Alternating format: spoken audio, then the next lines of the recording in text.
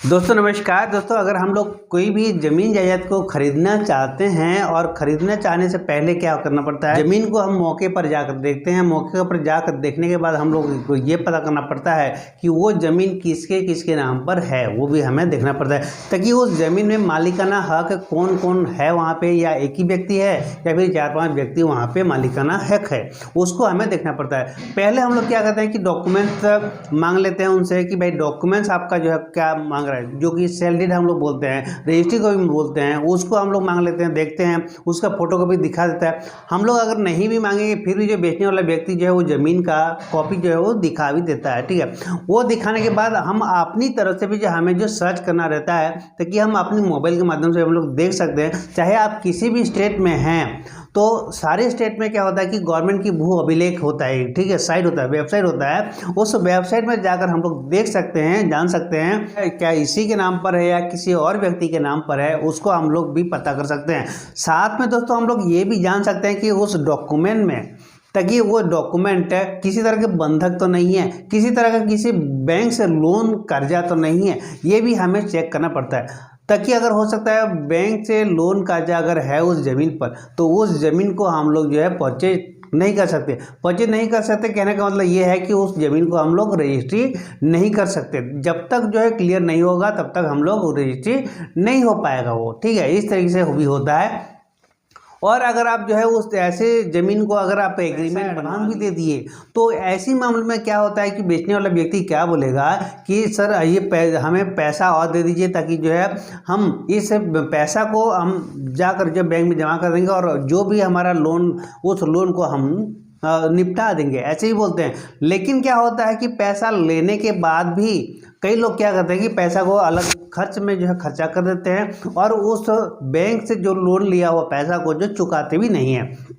और आपने एग्रीमेंट करके तो रख दिए हैं, तो आप जब उसको कैसे रजिस्ट्री करा पाएंगे, तो जल्दी रजिस्ट्री नहीं होगा, और लास्ट में फिर बोलेंगे फिर और पैसा दीजिए तब जाके हम करेंगे। कई लोग इस टाइम धोखाधड़ी भी करते हैं, क्योंकि मेरे पास ऑलरेडी जो फ़ोन आया था उसके माध्यम से एक कस्टमर का फ़ोन आया था कि सर मेरे पास ऐसा ऐसा व्यक्ति है कि एक व्यक्ति ने मकान जो है बना बनाए मकान को बेच रहा है, लेकिन उस बनाए मकान में लोन चल रहा है, और लोन जो है उसमें 14 लाख करीब जो लोन था, और उन्होंने जब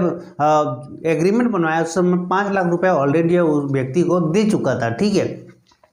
अब जो है रजिस्ट्री कराने के लिए जो है वो व्यक्ति फिर पैसा मांग रहा था कि आप जो है 11 लाख रुपए दे देंगे तो हम जो है इस ज़मीन का जो है रजिस्ट्री करा देंगे, ठीक है, इस तरीके से बोल रहा था। तो अब ऐसी मामले में जो है कांटा तो फंस जाता है, तो कैसे करेगा। तो उस जगह में दोस्तों उसको काफ़ी ज़्यादा परेशानी झेलना पड़ रहा था, ताकि वो व्यक्ति अब फिर पैसा दे देगा, फिर और रजिस्ट्री ना करे, वो और भी खर्चा कर देगा, तो दिक्कत है। तो ऐसी मामला ये इस टाइप की जो समस्याएं आती है, तो इसलिए मैं कहता हूँ कि सबसे पहले कोई भी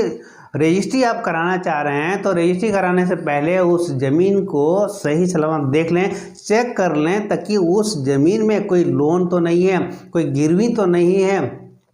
या किसी तरह का कुछ बंधक तो नहीं है। ये चीज़ें चेक करना ज़रूरी होता है। आप अगर जो है किसी भी स्टेट में हैं तो गूगल की साइट में जाकर वहाँ से www.bhuleख.com पर जाएंगे या www.bhuiya.com पर जाएंगे, तो CG भुइयाँ करेंगे, और अगर उड़ीसा में तो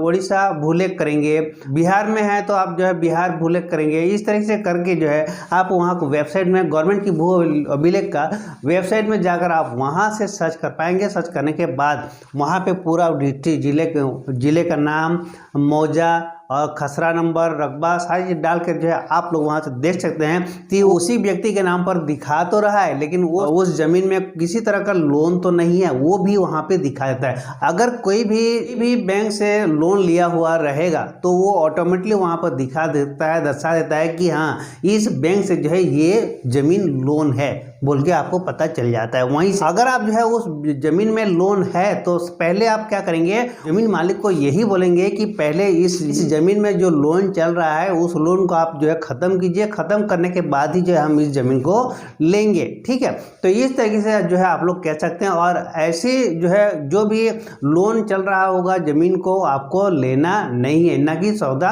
नहीं करना चाहिए। अगर सौदा तय कर देते हैं तो आगे चल के धोखाधड़ी भी हो जाता है। कई बार क्या होता है कि हम लोग जो है ईमानदारी देखते हैं, भाई विश्वास करते हैं कि हाँ ये जो है अगर हमें एडवांस पैसा दे देंगे तो वो जाके जमा कर देगा, ऐसा सोचते हैं। लेकिन होता क्या है, उल्टा होता होता है वो जो हम पैसा देते हैं उनको, वो पैसा अपनी यूज में ले लेता है और जो वो बैंक को जो है पैसा चुकाता नहीं है और ऐसे कैसे पड़ा रहता है। और ऐसे मामले में हमारा जो हम जब रजिस्ट्री करना चाहते हैं तो हमारा दिन को दिन जो है लेट होता जाता है, होता नहीं है। तो ये सारी समस्याएं आती है दोस्तों। तो इसलिए हम कहते हैं कि जब भी अगर आप लोग जो है कोई भी ज़मीन खरीद रहे हैं तो खरीदने से पहले आपको जो है जो सौदा तय करने से पहले आपको ये चेक कर लेना चाहिए ताकि उस ज़मीन में किसी तरह का भी लोन ना हो, ताकि आपको सेफ रहे, ताकि आगे चल के कोई दिक्कत परेशानी नहीं होगा। तो ये सब चेक करने के बाद ही आपको लेना चाहिए और अगल बगल वालों से भी पूछ लेना चाहिए कि ये ज़मीन किसके नाम पर चल रहा है और किसी तरीके से ये ज़मीन में कोई विवाद तो नहीं है। इसको भी आपको जो चेक करना चाहिए, पता करना चाहिए। वो सारे पता करने के बाद जो है आपको सही सलामत लगे कि हाँ वाकई में ये ज़मीन में कोई किसी तरह की झगड़ा झंझट नहीं है, इस तरह की सूचना मिलता है, तो आप जो है उस ज़मीन के लिए जो है एडवांस पैसा